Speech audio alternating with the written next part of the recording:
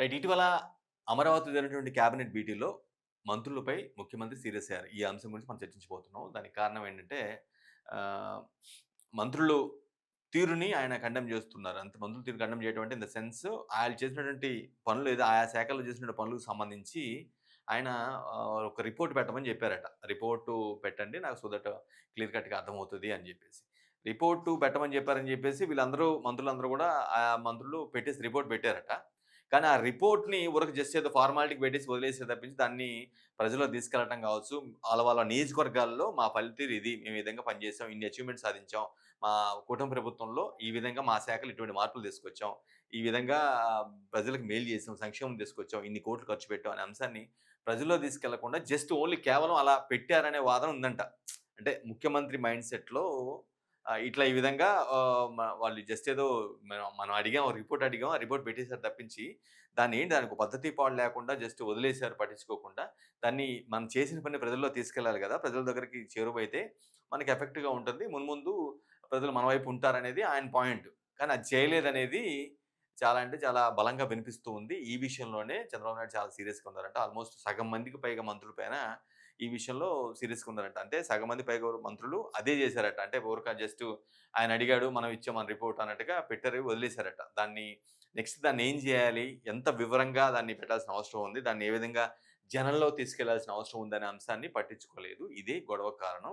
చాలా అంటే చాలా సీరియస్‌గా ఉన్నారట. ఎక్సెప్ట్ కొంతమంది మంత్రులు మినహాయించి మిగతా వారందరూ కూడా ఆల్‌మోస్ట్ అలానే లైట్ తీసుకుంటున్నారు.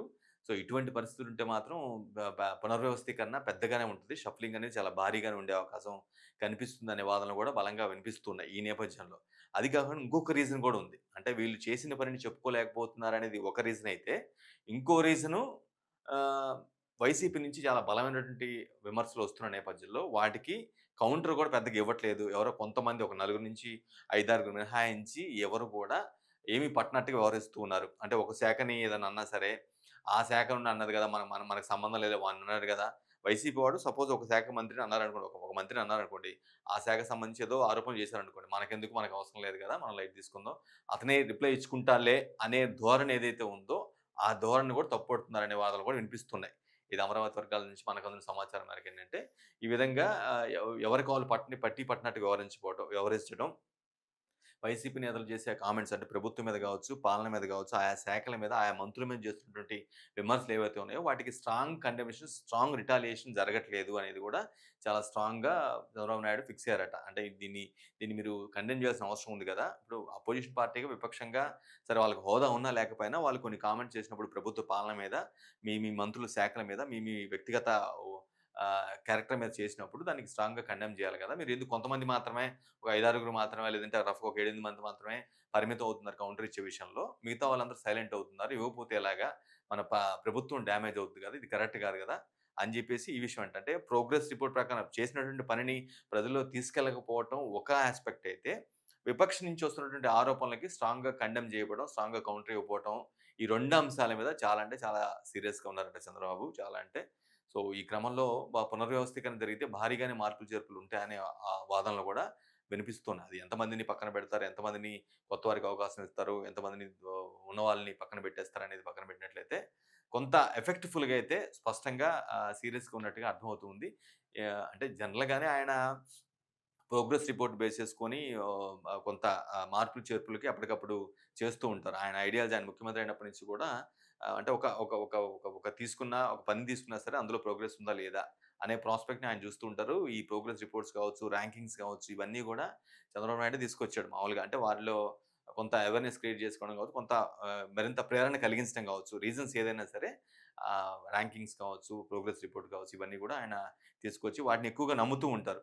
మన అంటే ఇంటర్నల్‌గా చేసి పార్టీ పరంగా అయితే ఇంటర్నల్‌గా నేతలు చేసే పనులను కూడా ఇంటర్నల్‌గా ఒక సర్వే తెప్పించుకొని కూడా ఆయన స్టడీ చేస్తూ ఉంటారు. ఆ క్రమంలో కొన్ని టెక్నాలజీ పరంగా కూడా కొన్ని టెక్నాలజీని కూడా చాలా గట్టిగా వాడుకుంటూ ఉంటారు. సో, ఈ నేపథ్యంలో ఈ 2 అంశాల మీద అయితే మంత్రుల మీద చాలా సీరియస్‌గా ఉన్నట్టుగా అర్థమవుతుంది.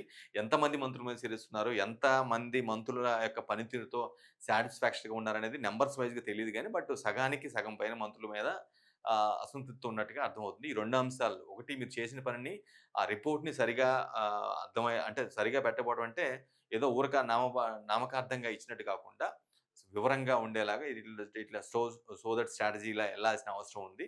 దాన్ని వెళ్ళట్లేదు. చేసిన పనిని గూడా మీరు ఆ రిపోర్ట్‌ని కూడా జనంలో తీసుకెళ్ళి చెప్పాలి. ఈ ఈ శా మా మా ప్రభుత్వం వచ్చి 2 ఏళ్ళు దాటింది. 2 ఏళ్ళు దాటిన నేపథ్యంలో మేము ఇంత పని చేసాం. ఈ శాఖలో ఇంత మేలు జరిగింది. ఇన్ని కోట్ల సంక్షేమం జరిగింది. అనే అంశాన్ని జనంలోకి తీసుకెళ్ళట్లేదు అనేది ముఖ్యమంత్రి చంద్రబాబు నాయుడు యొక్క ఆయన మైండ్ సెట్‌లో బలంగా ఉందంట. దీన్ని తీరు మార్చుకోవాలని వార్నింగ్ ఇచ్చినట్టుగా అర్థమవుతుంది. అట్ ది సేమ్ టైమ్ విపక్షం నుంచి వచ్చిన కౌంటర్‌లకు కూడా స్ట్రాంగ్‌గా ఇవ్వకుండా ఎవరికి పడినట్టు మా శాఖకొచ్చినప్పుడు మాత్రమే మనం మాట్లాడుకుందాంలే.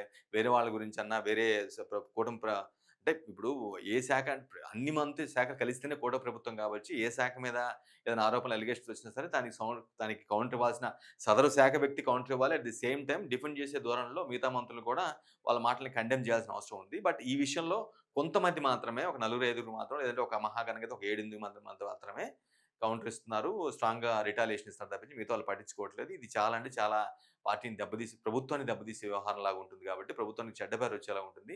ఈ తీరు మార్చుకోండి లేదంటే చర్యలు ఉంటాయని చాలా స్ట్రాంగ్‌గా సీరియస్‌గా చెప్పినట్టుగా అర్థమవుతుంది.